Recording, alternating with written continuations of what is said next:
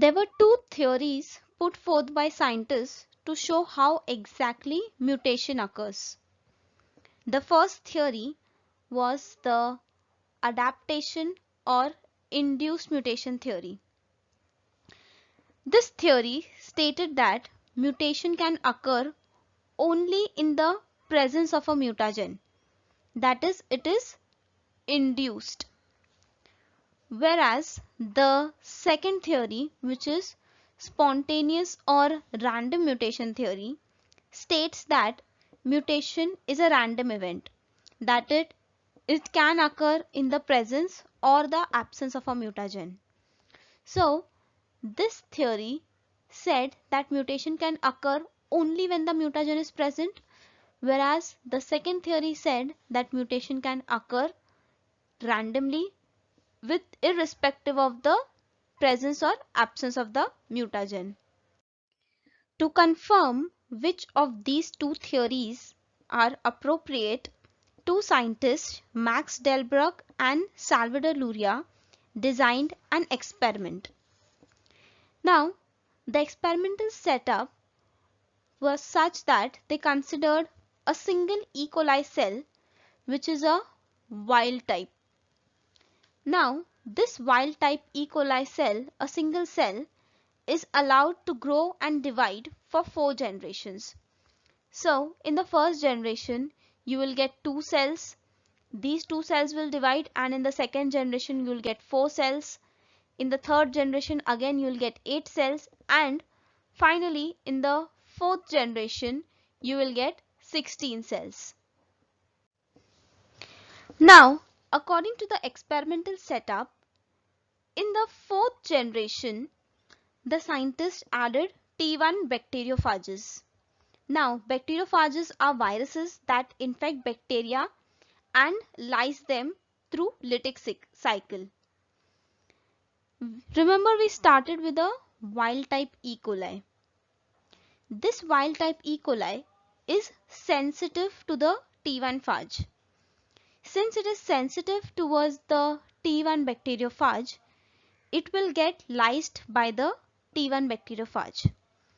So, in a condition, if this is the wild type E. coli and it is giving rise to all these progenies, all of them are sensitive towards the T1 bacteriophage and all of them will lyse in presence of the T1 bacteriophage. But if a mutation is occurring in any of these progeny cells, which is leading to the development of resistance of this wild type E. coli towards the T1 bacteriophage, these cells won't get lysed in presence of the T1 phage. They will become resistant to the action of the T1 bacteriophage. Now, if I consider that the induced mutation theory is correct, I'm just considering that the induced theory is correct and mutation can occur only in the presence of the mutagen. Here, your mutagen is your T1 phage. So, T1 phage is added only in the fourth generation and I'm considering that the induced mutation theory is correct. So, in this condition, I should get mutation only in the presence of the T1 phage. So, the T1 phage is present only in the fourth generation. It is not present in the first, second and third generation. So, mutation cannot occur in the first, second or the third generation, but it can occur in the fourth generation. In both the cases, the mutation is occurring in the fourth generation. And over here, the amount of mutation, the rate of mutation also remains the same. That is, in the fourth generation, if 3 cells are getting mutated in one set, if I'm running it again, the same experiment, 3 other cells will get mutated. So, in the fourth generation, if you are getting mutation and the rate of mutation is remaining the same, I will conclude that the induced mutation theory is correct.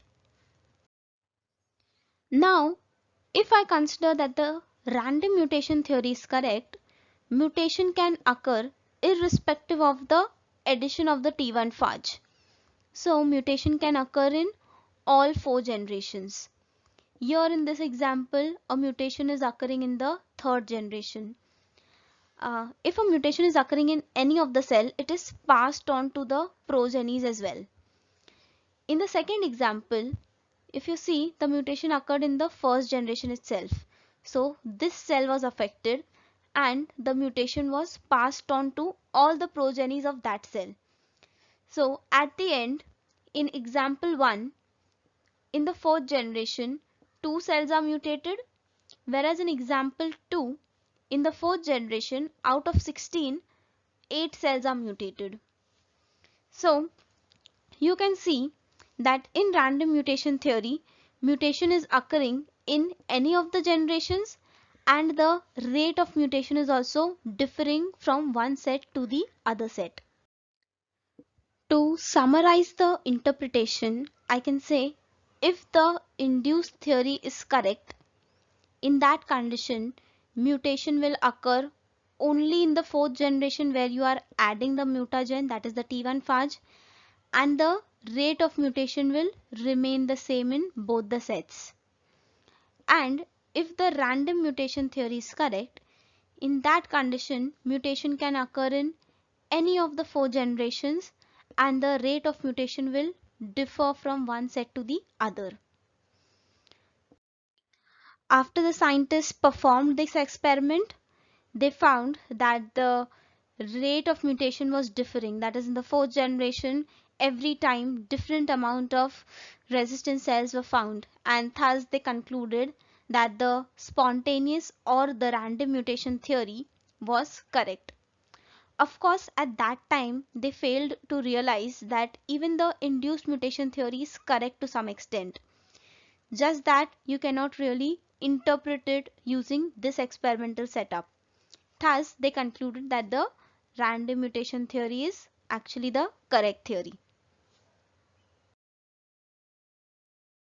If this video was helpful to you, then please like this video, share it with your friends, subscribe to my channel, and don't forget to leave us your valuable comments. Thank you.